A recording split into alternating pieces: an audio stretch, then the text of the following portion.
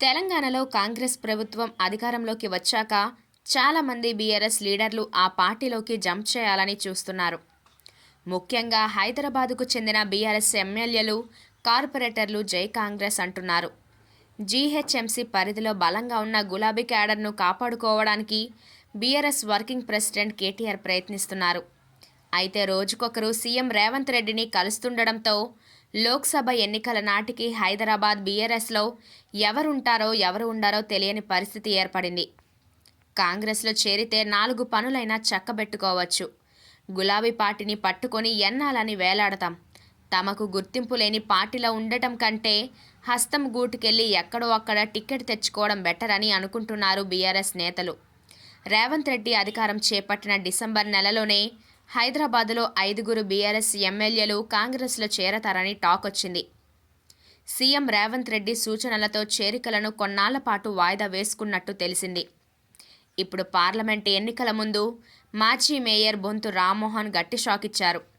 CM Revanth రెడ్డిని కలిశారు.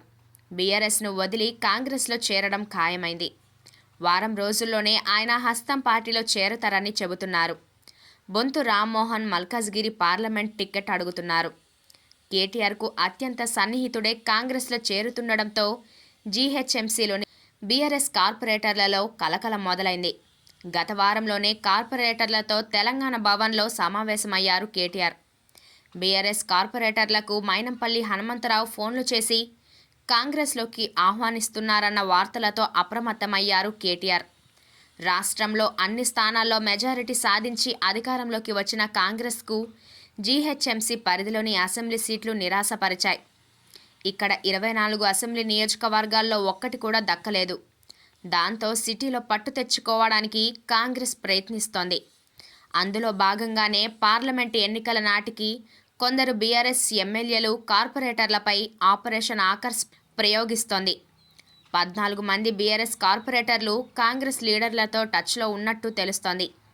మరి జీహెచ్ఎంసీ పరిధిలో ఎమ్మెల్యేలు, కార్పొరేటర్లు, మాజీ కార్పొరేటర్లను కాపాడుకోవడానికి కేటీఆర్ ఏం చేస్తారో చూడాలి.